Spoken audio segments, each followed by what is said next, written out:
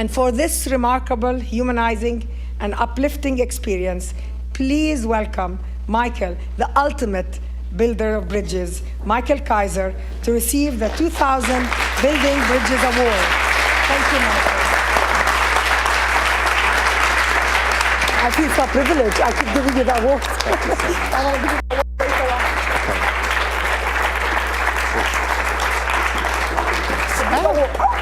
Oh my goodness, it's huge. You connected, right? It's huge, wow.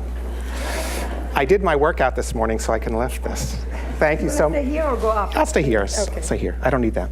Okay. Thank you so much, Samia, for that overly generous introduction of this beautiful award, which I truly want to share with my staff.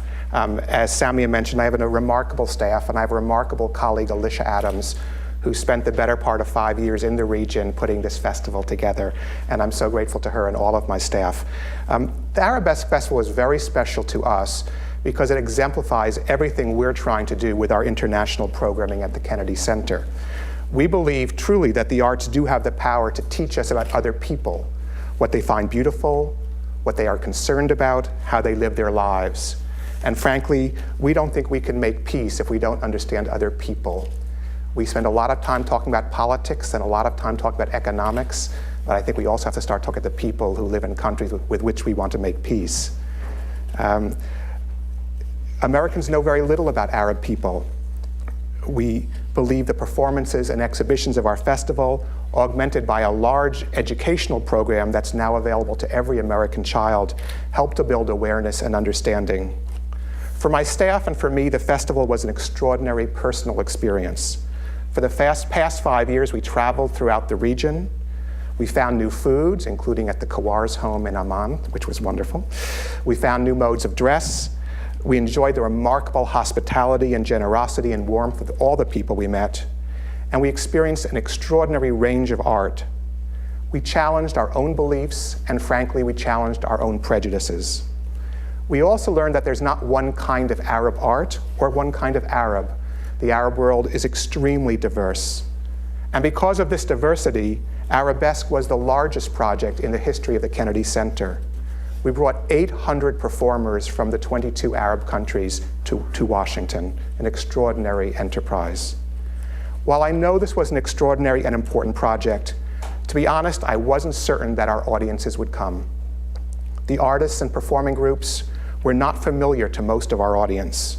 I knew the art was wonderful. I was not sure it was famous enough. But in fact, we sold 92% of the seats available for the Arabesque Festival, far more than for the average project at the Kennedy Center. Our halls were filled with visitors exploring our exhibitions and attending our numerous performances, lectures, and films. We were not used to such crowds at the Kennedy Center. This high level of interest resulted in part from the tremendous press attention for the festival. Dozens of newspaper, television, radio, and online journalists from Washington, from around the United States, and indeed from the region covered the festival. The Lehrer NewsHour, for example, had 5 lengthy segments about the festival over the course of a week. We were especially pleased by this press attention, since our goal was to educate all Americans, not simply those who could come to the Kennedy Center. I believe this goal was accomplished in part. And another objective was achieved. The Kennedy Center's extensive education program now has modules in Arab arts that are available to all teachers in the nation and, frankly, throughout the world. Those teachers who want to bring discussions of Arab culture into their classroom now have the tools to do so. And children are free to explore the modules we created online for them on Arab culture. But Arabesque, of course, is only a small step towards our goal of building understanding through the arts. We cannot be satisfied that enough has been accomplished. While important seeds were sown, we must ensure that Arab artists remain visible in the United States, and the relationships we built between American and Arab arts leaders must be nurtured. We at the Kennedy Center are committed to presenting Arab artists long into the future. If we simply built one large festival and then ignore the artists we presented, this would be tokenism of the worst kind. This will not happen.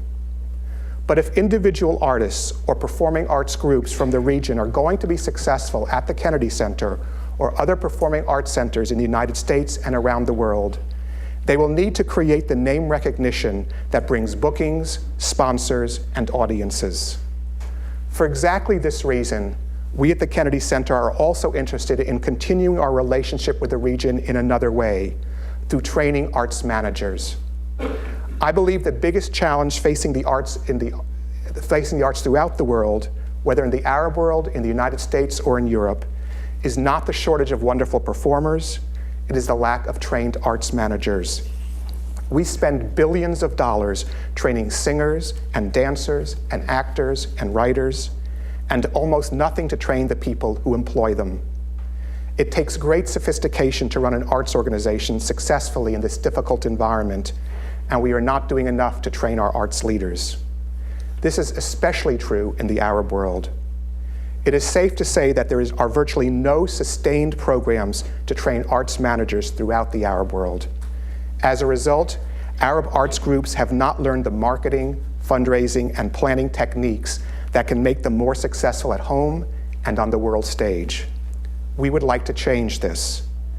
Our work training arts managers began with a seminar 4 years ago that we hosted at the Arab League headquarters in Cairo for 140 arts managers from 17 Arab nations. Since that seminar, we have hosted many Arab arts managers at the Kennedy Center in a summer fellowship program we initiated last year. Our fellows come for 3 consecutive summers and learn by working at the center and by taking classroom courses. I have also spent time teaching throughout the region, especially in Palestine. Last month, I taught a seminar for the Young Arab Theater Fund in King Mariut, Egypt. My book on planning in the arts has been translated into Arabic and is now available online for free for any arts manager wishing to read it. But we would like to do more. I can envision a center for training Arab arts managers in the region. Not every nation can or needs to create an arts management training program, but we would like to see at least one major training center in the region. Ideally, this training center would be attached to a great performing arts or visual arts center. We would like to assist with the development of the center. We hope to train a cadre of arts leaders and to teach the teachers of this new center. The teachers in this center must eventually be predominantly Arabs. We want to make sure these teachers have the tools they need.